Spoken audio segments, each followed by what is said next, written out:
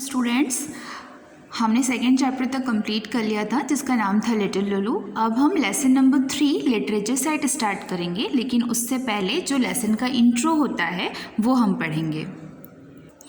इस यूनिट में आप लोग एक लेसन नंबर 3 और एक पोएम पढ़ेंगे, जैसे कि इससे पहले पढ़ा था।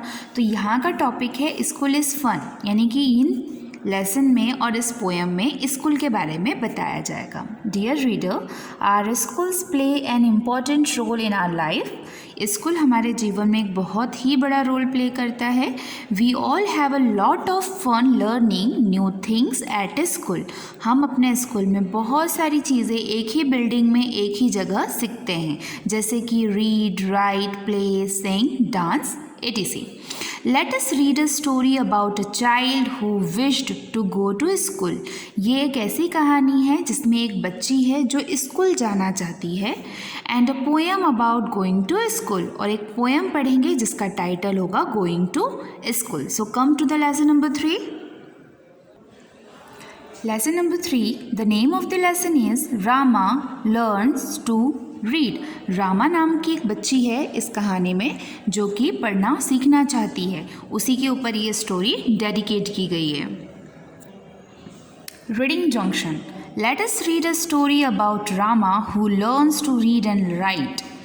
The bell ring tring tring tring. जब लंच होता है तो आपके स्कूल में कौन सी बेल बजती है? ट्रिंग ट्रिंग की बजती है। It was a lunch recess. School में लंच टाइम हुआ था। The childrens ran out of the classroom. सारे बच्चे दौड़कर अपने क्लासरूम से बाहर आ गए। Jiya and Hussain. She is Jiya and he is Hussain and she is Rama. Okay, Jiya, Hussain, Rama. Jiya and Hussain had their lunch. दोनों के पास अपना लंच था।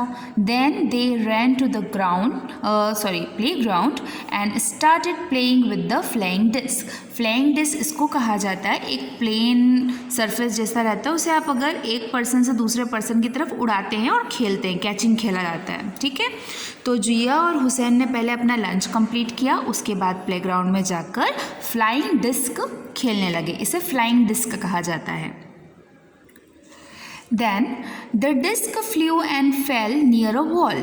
डिस्क से जो खेल रहे थे वो दूर उड़कर एक दीवार के पास चली जाती। वॉल का मतलब होता है दीवार। They both ran to pick it up. दोनों दौड़कर उसे पकड़ने के लिए भागते हैं। Near the wall they saw a little girl. उस दीवार के पास वो एक छोटी सी बच्ची को देखते हैं। She was grazing her goat. वो अपनी बकरियों को वहाँ पर घास चरा रही थी। The girl smiled and waved at Via. Waved का मतलब होता है हम किसी को देख के हाथ हिलाते हैं ना, इस टाइप से हाथ हिलाते हैं, उसे कहते हैं वेव। तो वो जो बच्ची थी वो जिया को देखकर हाथ हिलाती है। Jiya in turn smile at her, और जिया भी उसे देखकर मुस्कुरा देती है। Do you know her? Hussain asked.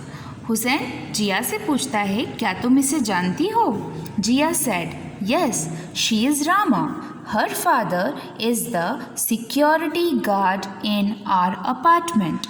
जिया ने कहा कि हाँ, मैं इसे जानती हूँ, इसका नाम रामा है और इसके पापा हमारे अपार्टमेंट में, आपको ईवीएस में पक्का हाउस और अपार्टमेंट में डिफरेंट बताया था ना, बड़ी सी बिल्डिंग रहती है और उसमें बहुत सारे ब्लॉक्स बने रहते हैं घर के, उसे हम अपार्टमेंट कहते हैं। तो जिया ने कहा कि हाँ, ये हमारे अपार्टमेंट के जो सिक्योरिटी गार्ड होते हैं, सिक्योरिटी गार्ड यानी कि जो बड़े बड़े अपार्टमेंट में, कॉलोनीज़ में, स्कूल में, बैंक में जो वॉचमैन होते हैं ना, उन्हें हम सिक्योरिटी गार्ड कहते हैं, जो रक्षा के लिए खड़े होते हैं। Hi Rama, what are you doing here? Asked Jiya. Jiya ने रामा से पूछा कि तुम यहाँ क्या कर रही हो? What are you doing here? Rama replied. Rama ने कहा, दीदी, I love to come here every day. मुझे यहाँ पर आना बहुत पसंद है। I want to go to school too. मैं भी आप लोगों की तरह स्कूल जाना चाहती हूँ। I want to read books like you. मैं आपकी तरह बुक्स पढ़ना चाहती हूँ दीदी। Rama, we will help you to read and write. Jiya declare. Jiya declare का मतलब कि जिया ने पूरी उत्सुकता के साथ और खुशी के साथ कहा कि ठीक है, तुम पढ़ना चाहती हो तो तुम्हें हम रीड और राइट यानी कि लिखना और पढ़ना सिखाएंगे। रामा ग्रीन। ग्रीन का मतलब होता है स्माइल कर दिया उसने सुनते ही। I will take you with me when I go to play in the park. जिया ने कहा कि मैं तुम्हें अपने साथ लेकर जाऊंगी, जब मैं पार्क में खेलने जाऊंगी तो तुम मेरे साथ चलना. We can sit under the banyan tree and learn together, state Jiya.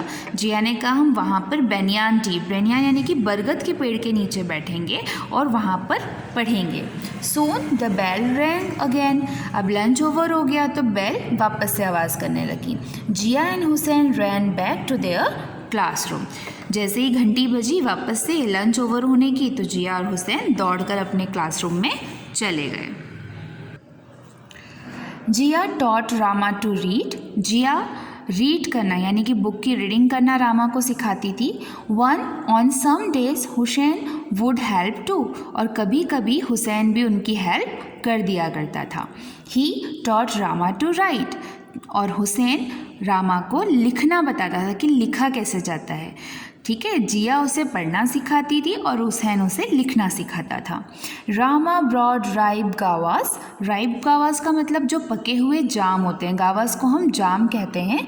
And share them with her friends. तो रामा भी क्या करती थी, उनके लिए जो पके हुए जाम होते थे वो लेकर आती थी और उनके साथ शेयर करती थी.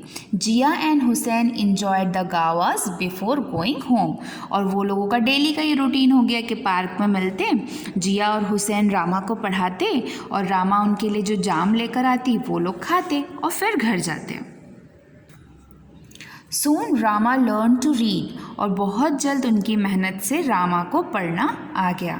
The three of them would together read adventurous stories. Adventurous story का मतलब होता है जो रोमांचक कहानियाँ होती हैं जिसमें बहुत सारे सुपर हीरोज़ होते हैं, फेरीज होती हैं, है ना. तो ये तीनों साथ में बैठ के ऐसी बुक्स की रीडिंग करते थे. She also learn to solve math problem. उन्होंने रामा को मैथ्स के जो प्रॉब्लम होते हैं, प्लस माइनस डिवाइड मल्टीप्लिकेशंस, ये भी सिखाए. They solve number game too. और जो पजल गेम होते हैं वो भी ये लोग बैठकर तीनों सॉल्व करते थे. Learning together is fun indeed. एक साथ पढ़ना अपनी शिक्षा को और ज़्यादा बढ़ाना कहलाता है. आप जितना ज्ञान देते हैं ज्ञान उतना ही बढ़ता है. ज्ञान कभी भी कम नहीं होता. इसलिए जब भी आपको मौका मिले आप नई नई चीज़ें सीखें, अच्छी अच्छी किताबें पढ़ें. कोई अगर आपको धार्मिक चीज़ें समझाता है तो उसे ध्यान से सुने. किसी भी कहानी को ध्यान से सुने, क्योंकि हर कहानी में आपको अपने जीवन से रिलेटेड कोई ना कोई शिक्षा, मोरल ज़रूर मिलता है. इसीलिए हमेशा खुद भी पढ़ो और दूसरों को भी प्रेरित करो पढ़ने के लिए, क्योंकि पढ़ना हमारे जीवन में सबसे ज़्यादा ज़रूरी होता है. So this story is and here student. Have a good day.